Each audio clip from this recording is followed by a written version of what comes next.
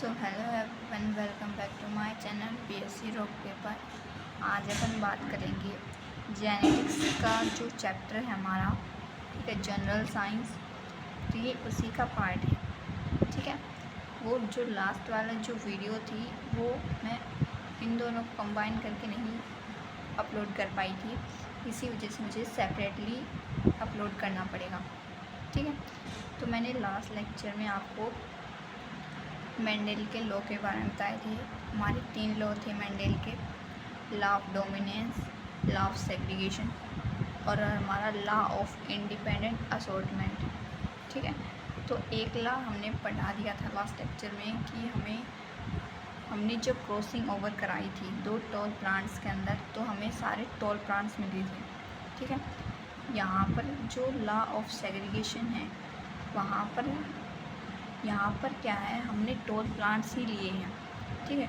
First generation के अंदर दोनों जो मदर और जो पेरेंट्स हैं, ठीक है, दोनों मदर और फादर, जब हमने उसकी क्रॉसिंग ओवर कराई तो हमने देखा कि हमारे जो प्लांट्स हैं, ठीक है, उनका जो हाइट का डिफरेंसेस हैं वो हमें देखने को मिले। मीन्स आपको डोमिनेंस और रिसेसिव के बारे में पता होगा।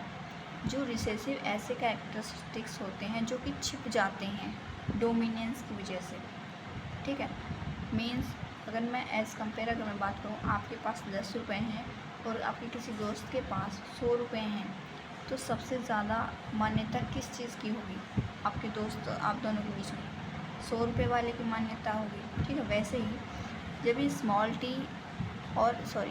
जब लार्ज टी, कैपिटल टी और स्मॉल टी, जब दोनों की मतलब कि यहाँ अपन क्या करवाएंगे, ट्रेड्स लेंगे, ठीक है, तो हमें क्या मिलेगा? टॉल प्लांट्स मिलेंगे, ठीक है।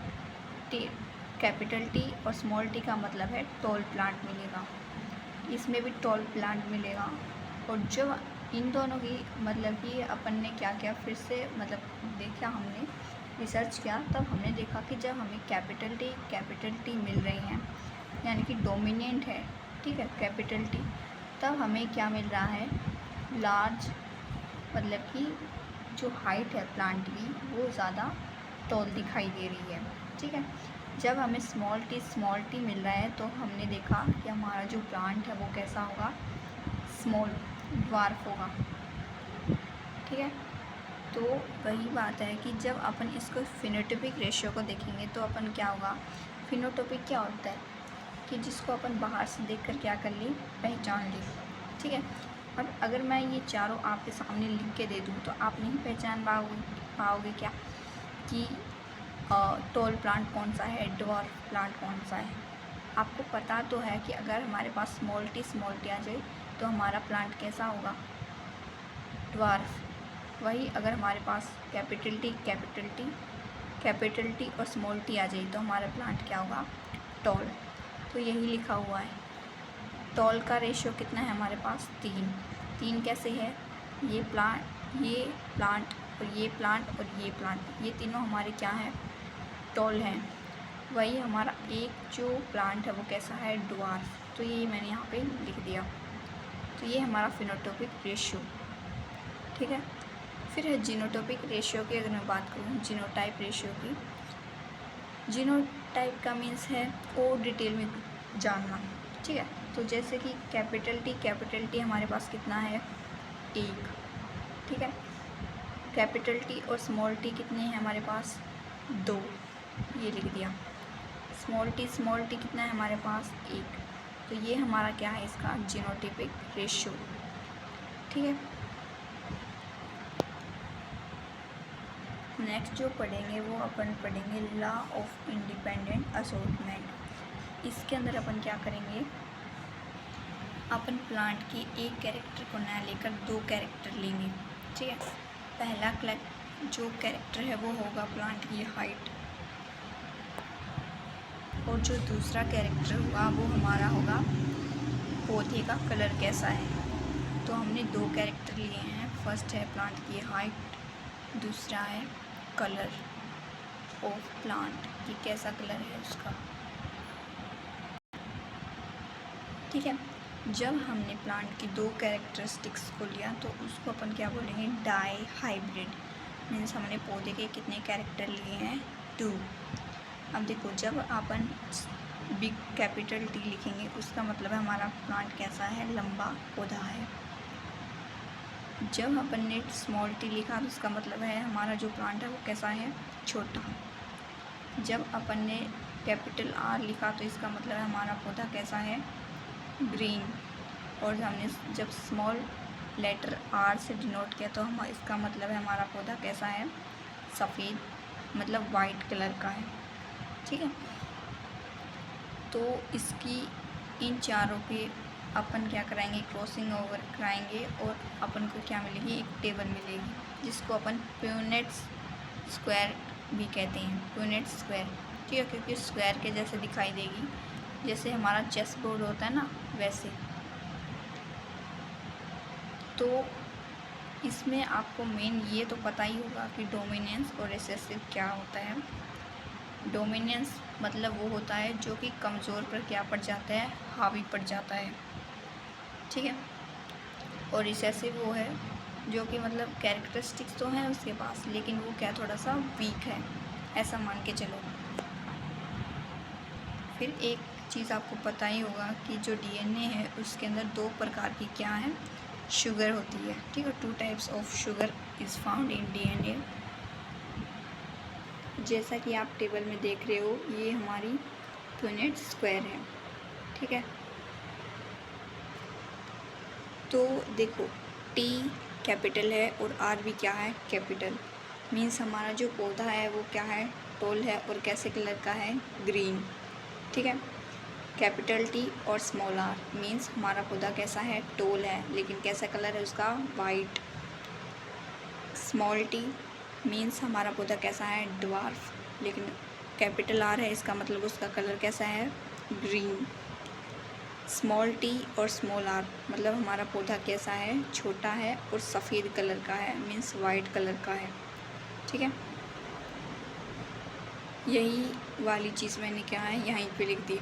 ठीक है, जब मैंने इसकी और इसकी क्रॉसिंग ओवर कराई तो हमारे पास क्या बना, टी आर टी आर। ठीक है, इसकी और इसकी कराई तो क्या बना, टी आर और टी आर। फिर इसकी और इसकी क्रॉसिंग ओवर कराई तो क्या बना, टी आर और टी आर। ठीक है, एक स्मॉल टी है।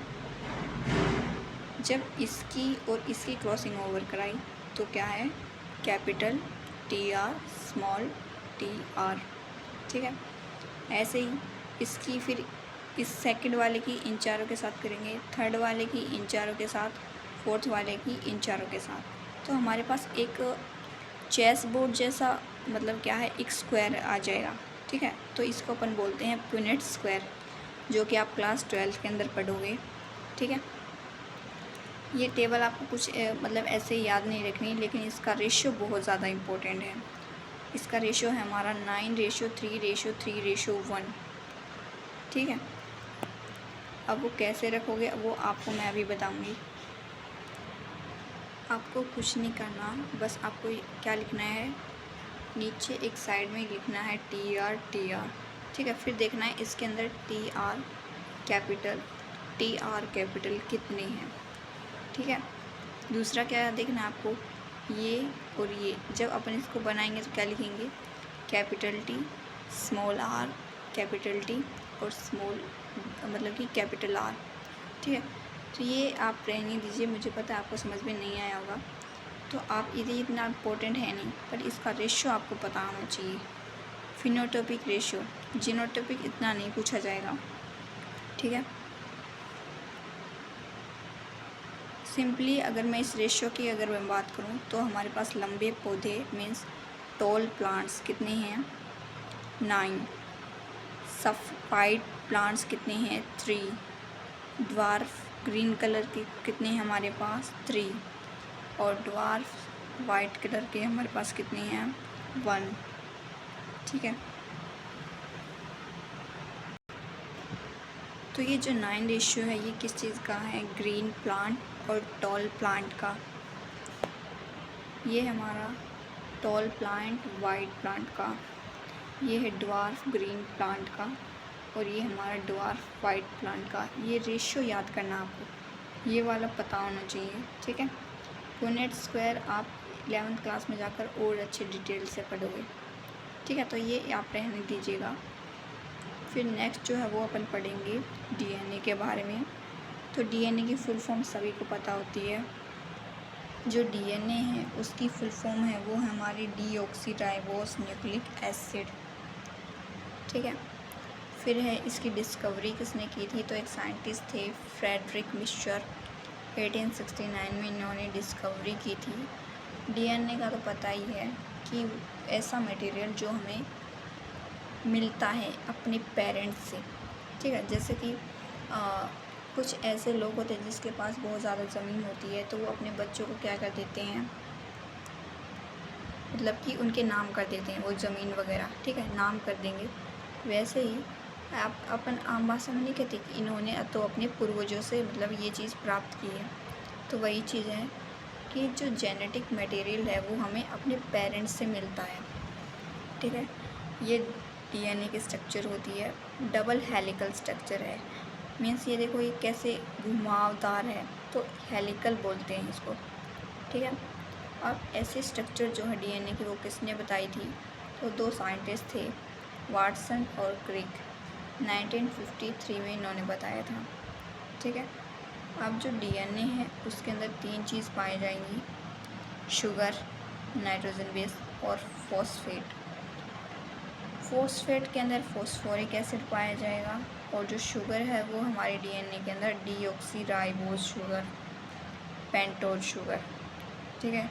नाइट्रोजन बेस के बारे में अपन नेक्स्ट पढ़ेंगे, ठीक है। तो मैं नाइट्रोजन बेस की अगर मैं बात करूँ तो इसको अपन ने 2 पार्ट्स में डिवाइड किया है, प्यूरिन और पिरिमिडिन, ठीक है। प्यूरिन के अंदर हमारे आएंगे 2 नाइट्रोजन बेस, एडेनिन और ग्वानिन। पिरिमिडिन के अंदर आएंगे हमारे साइटोसिन और थाइमिन, ठीक है। अब एक चीज़ हमेशा याद रखना कि ये जो एडेनिन है ये बॉन्ड बनाता है, हाइड्रोजन बॉन्ड, ठीक है। डबल बॉन्ड बनाएगा थाइमिन के साथ, ए और टी, ठीक है। वही जो हमारा ग्वानिन है वो ट्रिपल बॉन्ड बनाएगा हाइड्रोजन के साइटोसिन के साथ, ठीक है। तो ये चीज़ आपको याद रखनी है, यही चीज़ लिखी हुई है। जो एडेनिन है वो डबल बॉन्ड बनाता है थाइमिन के साथ, ठीक है।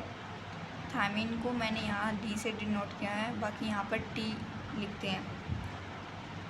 फिर नेक्स्ट है जो ग्वानिन है वो ट्रिपल बॉन्ड बनाएगा साइटोसिन के साथ। साइटोसिन को सी से डिनोट करते हैं, ग्वानिन को जी से, एडेनिन को ए से, थाइमिन को टी से, ठीक है।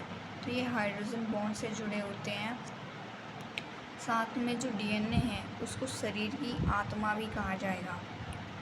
अब डीएनए का प्रयोगशाला में सबसे पहले संश्लेषण किसने किया, मीन्स डीएनए के ऊपर रिसर्च किसने की थी, तो डॉक्टर हरगोविंद खुराना ने क्या किया था, रिसर्च किया था डीएनए के ऊपर, ठीक है। अब जो साइंटिस्ट थे जिन्होंने डबल हेलिकल स्ट्रक्चर के बारे में बताया था उनको नोबेल प्राइज़ भी दिया गया था 1962 के अंदर, ठीक है। वाटसन और जो क्रिक थे उनको। फिर अपन पढ़ेंगे आरएनए के बारे में। तो वही चीज़ है, आरएनए की फुल फॉर्म है हमारी राइबोज न्यूक्लिक एसिड, ठीक है।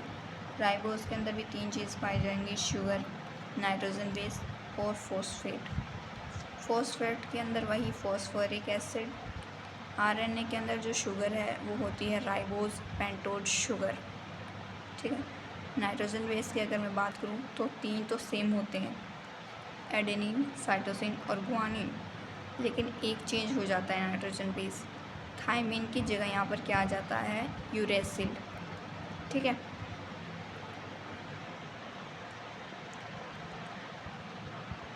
तो हमने आरएनए के बारे में पढ़ लिया। अब अपन पढ़ेंगे टाइप ऑफ आरएनए। तो मेजरली 3 टाइप होते हैं आरएनए के, एमआरएनए, टीआरआरएनए और टीआरएनए, ठीक है। एमआरएनए का मतलब है मैसेंजर आरएनए, मीन्स जो संदेश पहुंचाएगा, rRNA मीन्स जो प्रोटीन बनाएगा, tRNA मीन्स जो ट्रांसफ़र का काम करेगा, मीन्स चीज़ों को पहुंचाने का काम करेगा। ठीक है, ये तो मैसेज बनाएगा, ये प्रोटीन बनाएगा और ये ट्रांसफ़र करेगा।